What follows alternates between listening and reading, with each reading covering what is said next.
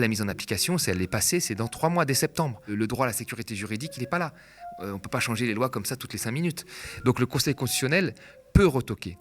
S'il ne retoque pas, je pense qu'il va y avoir une vraie crise de confiance envers les institutions, qui existe déjà, qui est là, qui est présente. Bonjour tout le monde et bienvenue pour ce nouvel Instant Porcher. Je suis ravie de vous retrouver. L'Instant Porcher, c'est un petit moment qu'on se prend entre nous avec Thomas Porcher, chaque semaine pour décrypter l'actualité, car les discours sont politiques et les comprendre est une véritable arme démocratique. Ce programme s'inscrit dans notre grande ambition, débarquer à la télé et continuer de tenir notre antenne 24/7 sur YouTube et Dailymotion pour vous proposer une autre hiérarchie et un autre traitement de l'information. À partir du 7 mars, s'est lancée la bataille décisive contre la réforme des retraites. Le média est là pour vous faire vivre cette lutte de manière quotidienne sur son plateau, sur les piquets de grève, en manifestation aux 4 coins de la France, bref, partout où il y aura des poings levés et des slogans scandés. Ils ont des milliards, mais nous sommes des millions, alors abonnez-vous aux médias à partir de 5 € par mois et soutenez à la fois les luttes et le média des luttes. Vous êtes notre seule force pour garantir une information libre et indépendante. Rendez-vous sur soutenez.lemediatv.fr. Au programme de l'Instant Porcher aujourd'hui, est-on ou non en crise démocratique, terme que rejette Emmanuel Macron, et on va aller voir ce qui se passe autour de l'interdiction ou non des jets privés qui symbolisent bien plus qu'on ne pourrait le croire.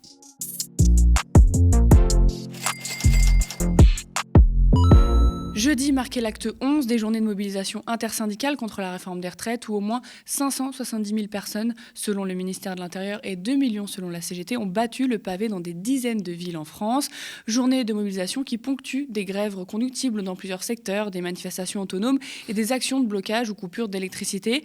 Mercredi dernier, la veille de la manif, Elisabeth Borne a reçu l'intersyndicale à Matignon, rencontre qui s'est vite terminée puisque la Première ministre est restée campée sur sa réforme. Dans tout cela, Laurent Berger a eu le malheur de dire qu'on était en crise démocratique. Hop, nouvelle séquence politique. On est en train de vivre une grave crise démocratique. Qu'un président élu cherche à porter un projet sur lequel il a été élu démocratiquement, ça ne s'appelle pas une crise démocratique. Ça a été pris comme une attaque. Enfin, on est chez les fous. Quelle crise ? La crise sociale, il n'y a pas de crise sociale ? Il y a une crise sociale, il y a un conflit social. Il n'y a pas de crise démocratique. On peut appeler ça autrement, mais si ça, c'est pas tous les ingrédients d'une crise démocratique, je connais rien. Alors Thomas, crise démocratique ou pas ? Oui, crise démocratique, bien sûr. Quand vous avez quand même 70% de la population qui est opposée à cette réforme et que vous avez un sondage qui est constant au fil des semaines, quoi qu'il arrive, quand vous avez pas recours au vote au Parlement, parce que vous avez fait tous vos calculs et que vous savez que, quels que soient les calculs, vous avez un fort risque de perdre le vote et que vous passez en 49-3, eh ben vous êtes dans une forme de crise démocratique. Alors, il faut voir ce que le Conseil constitutionnel va répondre, mais si le Conseil constitutionnel accepte la réforme, il y aura, je pense, une très forte défiance envers les institutions. Donc oui, on est dans une crise démocratique. Ce que dit Macron, c'est qu'il s'est fait élire et qu'il a tous les droits, c'est pas ça. Il faut tenir compte de ce que veulent les Français, de ce que veulent les syndicats, de ce que veut le Parlement. Voilà, vous avez autre chose que le président de la République.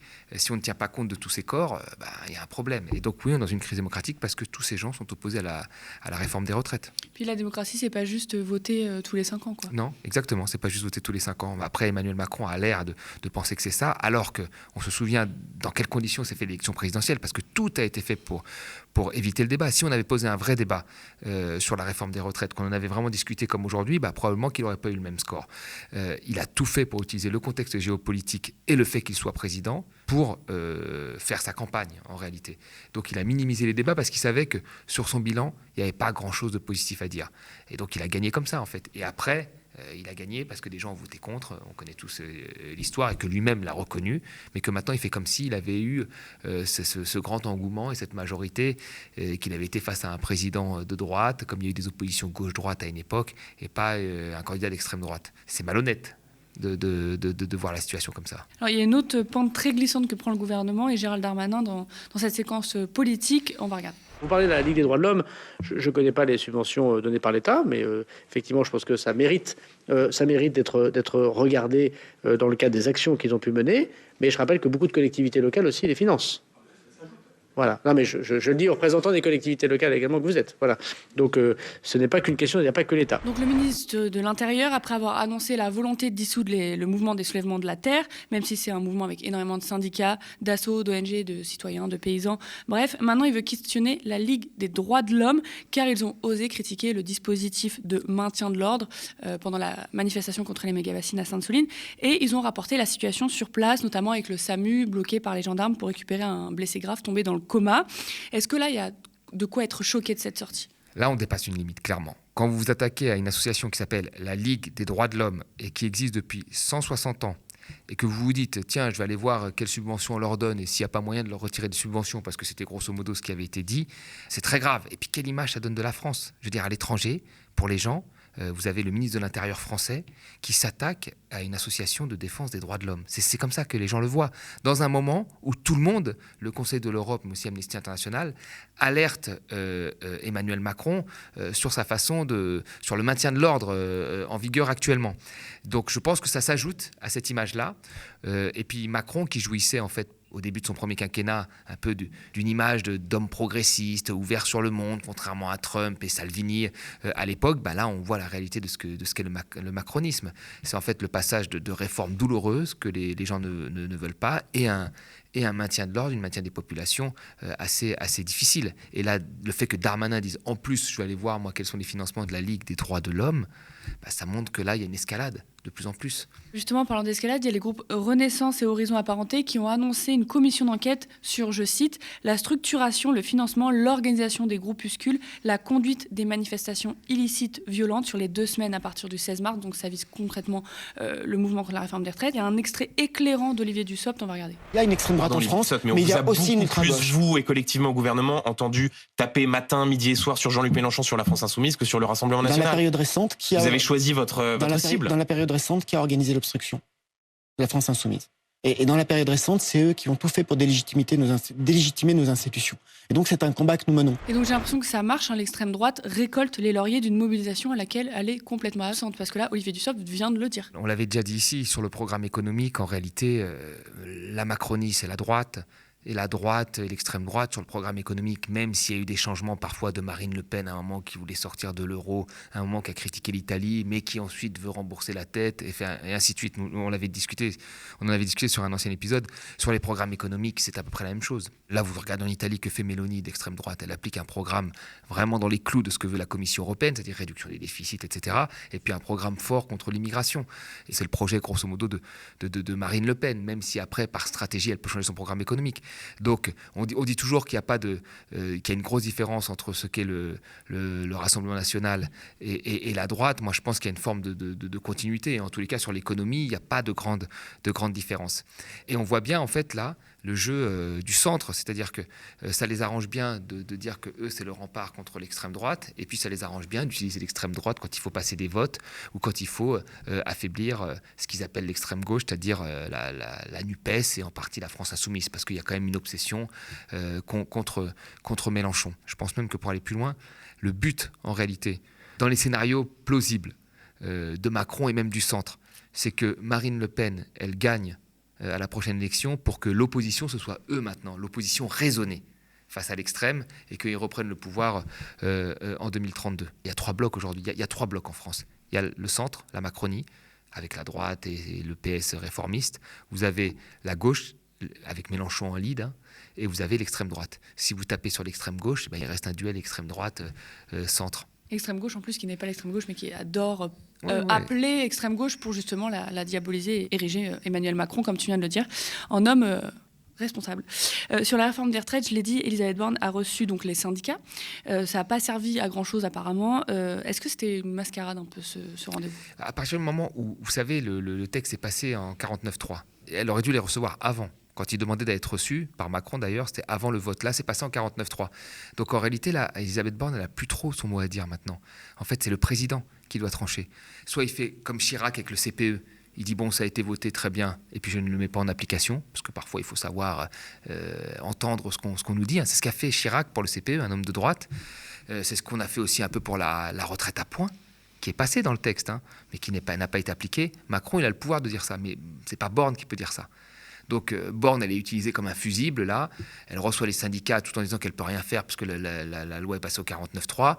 Les syndicats disent qu'ils sont très furieux, mais c'est à Macron de trancher. Et Macron, pour le moment, il est ailleurs, il est en Chine. Donc on sent qu'il y a un problème, on sent qu'il y a un vrai problème. Mais là, cette réunion, c'est juste pour faire de l'actu, quoi. Mais ça ne sert absolument à rien, concrètement. Et en plus, après la manif, elle appelle à l'apaisement. Tout à fait. Voilà, ils peuvent faire que ça, de toute façon, maintenant. C'est voir les gens, appeler à l'apaisement. Et trouver une stratégie pour sortir de ce conflit. qui est sur les retraites. Alors la stratégie pour sortir de ce conflit, c'est on va parler de la France insoumise, de Mélenchon, on va essayer de diviser les manifestants. C'est ça le but aussi, c'est de diviser les manifestants entre les casseurs, les non-casseurs et ainsi de suite, pour faire en sorte que le mouvement soit cassé. Voilà. Parce qu'il y a un mouvement très continu, et c'est très rare, semaine après semaine, très continu, malgré les grèves, malgré ce que l'on dit sur tous les débordements dans les manifestations depuis une dizaine, quinzaine de jours, les gens restent opposés à cette réforme. Ce qui est quand même une première, me semble-t-il. Alors, la prochaine date de mobilisation, c'est mercredi, la veille de la décision du Conseil constitutionnel sur la réforme des retraites. On le sait, il y a quand même des questionnements constitutionnels sur le choix du chemin législatif pour la réforme des retraites. On l'a déjà dit, projet de loi de finances de sécurité sociale rectificative 2023, qui est censé apporter, comme son nom l'indique, une rectification budgétaire qui toucherait l'année 2023. Et sur cette réforme, tout n'est pas vraiment rempli par rapport à ces conditions-là. Le Conseil constitutionnel, du coup, est pas mal attendu au tournant. Toi, comment tu le sens ? Qu'est-ce que tu en attends forcément ? On voit bien que Macron a utilisé la Constitution par opportunisme. C'est-à-dire que, comme tu l'as dit, il a utilisé une loi de budgétaire pour faire une réforme finalement structurelle. Après, il a fait le 49.3. Donc, il a utilisé vraiment la Constitution par opportunisme. Et puis, il a sorti la majorité des gens de ce qu'on appelle le droit à la sécurité juridique. C'est-à-dire que, vous savez, quand la loi Touraine est passée, elle est passée en 2014, me semble-t-il. En 2014, la mise en application, c'est 6-7 ans après, parce que vous avez un laps de temps d'adaptation. Là, la mise en application, elle est passée, c'est dans 3 mois, dès septembre. Donc le droit à la sécurité juridique, il n'est pas là. On ne peut pas changer les lois comme ça toutes les 5 minutes. Donc le Conseil constitutionnel peut retoquer. S'il ne retoque pas, je pense qu'il va y avoir une vraie crise de confiance envers les institutions, qui existe déjà, qui est là, qui est présente. Il faut l'entendre. Si vous ne croyez plus aux gens que vous mettez au pouvoir, parce qu'il y a beaucoup d'abstention, mais si vous ne croyez plus aux gens que vous mettez au pouvoir, si vous n'avez plus confiance dans les garde-fous, le Conseil constitutionnel, etc., à la fin, vous n'avez plus tout confiance. Donc là, ça va alimenter toutes les théories de copinage qui existent par ailleurs, mais là qui vont être mis au grand jour. Le quinquennat de Macron, là, les gens tiennent, je veux dire dans le sens où les gens tiennent leur fronde contre les réformes. Il y a beaucoup de déplacements qui ont été annulés, il y a beaucoup de députés qui sont sous protection policière. Qu'est-ce que ça va être demain si en plus le Conseil constitutionnel valide ça en disant non, c'est parfait, alors qu'il y a plein de trous dans la raquette et je pense que ça pourrait être retoqué. Je pense qu'il y aurait une vraie crise de confiance et on ne sait pas là où ça nous mène. Nouvel épisode dans l'interdiction ou non des jets privés. Lors de la journée d'initiative parlementaire du groupe écologiste jeudi, la proposition de loi présentée par Julien Bayou, qui visait à interdire les vols en jet privé, n'a pas pu aller à son terme et le texte avait été vidé dans tous les cas de son contenu par le vote des bancs de la majorité jusqu'à ceux du Rassemblement national d'un amendement de suppression de l'article 1er qui contenait la disposition phare. Il faut ramener les riches sur terre. Voilà pourquoi cette proposition, raconte Julien Bayou. Les arguments avancés contre l'interdiction étaient l'impact sur l'emploi, les entreprises françaises ou encore le fait que ça représente peu sur le total des émissions carbone. Et si la question allait bien plus loin que ça ? Nous l'avons déjà démontré ici, nous sommes dans un monde et un pays où les pauvres et classes moyennes s'appauvrissent, tandis que les infimes très riches s'enrichissent de manière considérable. Qu'un exemple, Bernard Arnault, PDG du groupe LVMH et propriétaire du Parisien Les Échos, est l'homme le plus riche du monde, selon le dernier classement Forbes, avec quand même, il faut le dire, un taux d'imposition digne d'un couple sans enfants, gagnant 150 000 € par an. Le Canard enchaîné avait en effet dévoilé en février que son taux d'imposition était de moins de 14% sur la totalité de ses revenus de 1,3 milliard d'euros. Sa fortune est aujourd'hui estimée à 211 milliards de dollars. Alors dès qu'on ose parler ou s'attaquer aux grands patrons et là à leur jet privé, tout de suite la droite libérale et ou néolibérale, dont le RN, fustige les opposants à coups de « vous n'avez pas la réussite, vous n'avez qu'à travailler, ils bossent pour payer des impôts, c'est injuste, ils travaillent dur, c'est eux qui vous offrent votre emploi, c'est eux qui tiennent l'économie » et j'en passe. Thomas, pourquoi là ce que je viens de dire, ces arguments, c'est n'importe quoi ? En fait, les riches se sont enrichis beaucoup plus rapidement que le reste de la population. Et vous savez, à partir du moment où vous avez une économie qui progresse très lentement, qu'une majorité des gens s'enrichissent très lentement, et qu'il y en a d'autres qui s'enrichissent plus vite, c'est qu'ils s'enrichissent aux dépens des autres. Voilà, il n'y a pas à chercher plus loin, c'est exactement ça. Et là, il y a un vrai problème. Il y a un vrai problème parce que l'organisation économique, que ce soit la mondialisation, la logique actionnariale, a fait exploser les revenus des plus riches. Les capitaines d'industrie, dont fait partie les gens que tu viens de citer, les grands patrons français, qui sont propriétaires souvent de leur entreprise, qui ont beaucoup d'actions dans leur entreprise, avec la logique actionnariale, se sont enrichis massivement. Vous savez, dans les années 70, 80, jusqu'aux années 80, on donnait 35 à 40% de la part des profits aux actionnaires. Aujourd'hui, c'est 60, parfois c'est 80%. Qu'on leur donne. Je veux dire, la différence entre le salaire d'un patron d'un grand groupe et le niveau moyen d'un salarié quelconque, avant c'était 30 et 40 le facteur. Aujourd'hui c'est 300, 400. 10 fois plus. Donc les inégalités ont très fortement augmenté au sein également de l'entreprise.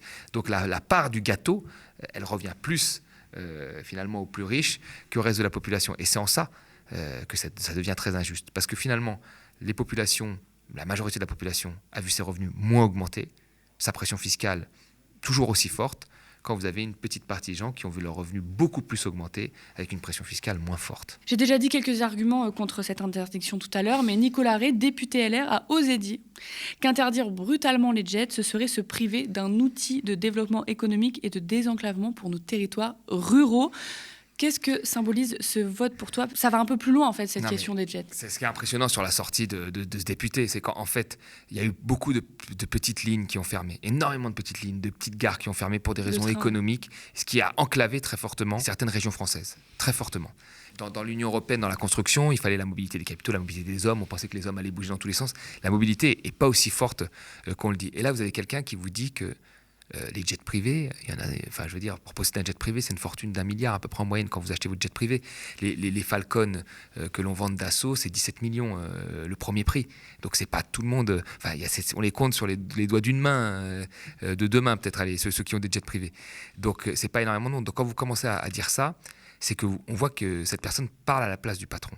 C'est-à-dire que là, il voit typiquement le grand patron qui prend son jet privé pour aller voir son usine en France, parce qu'il y a quelques usines de deux grands groupes en France, et il dit bonjour aux salariés, et puis il repart avec son jet privé. Donc quand il pense à ça, en parlant de régions qui allaient être enclavées, et que les patrons ne viendraient plus les voir parce qu'ils ne veulent pas prendre le train ou leur voiture, il parle à la place des patrons et pas des Français. Et donc c'est ça le problème là, c'est qu'on a un député qui sert clairement le grand patronat plutôt que le reste de la population. Mais ça n'étonne plus personne ça en fait, parce que tout le monde maintenant part de ce principe-là, que certains sont mis au pouvoir pour servir d'autres. Et après, l'autre question des jets, c'est quoi ? C'est qu'on a demandé aux Français de faire énormément d'efforts. Il y a la sobriété énergétique. On leur a demandé de mettre le chauffage à 19 degrés. On a parlé à un moment de taxer, et c'était le cas avec les taxes carbone, leurs déplacements en voiture. Et là, en fait, les 1%, enfin même pas les 0,01% les plus riches, et ben là, rien ne se passe pour eux. Ils ont les moyens de payer des taxes gigantesques si on veut mettre des taxes gigantesques, ce qui ferait une rentrée fiscale. Pourquoi on n'en met pas des taxes gigantesques sur le déplacement en jet privé ? Ils pourraient les payer, puisqu'ils ont plein d'argent. Ça nous ferait des rentrées fiscales. Si on interdit, c'est encore mieux, parce que pour le climat, c'est une hérésie. Aujourd'hui, vous pouvez prendre l'avion, il y a des lignes. Voilà, les lignes en France, c'est 1 heure maximum. Vous prenez en première classe, vous avez un siège comme ça. Si vous ne pouvez pas supporter ça, c'est que vous avez fait sécession complètement. Donc, on ne peut pas demander à tous les Français de faire des efforts si une petite partie qui est très riche et qui a toutes les capacités de les faire ne veut pas les faire. Et ces débats, c'est les mêmes que l'on retrouve à l'échelle mondiale entre les pays pauvres et les pays riches. Les pays pauvres disent tout le temps aux pays riches, vous avez tout l'argent pour investir dans les technologies, pour engager la transition énergétique, vous avez eu tout l'argent pour vous développer, grandir dans des bonnes conditions, etc. Et vous ne voulez pas faire d'efforts, pourquoi vous nous demandez à nous d'en faire ? Et bien là, on a typiquement le même niveau de conversation.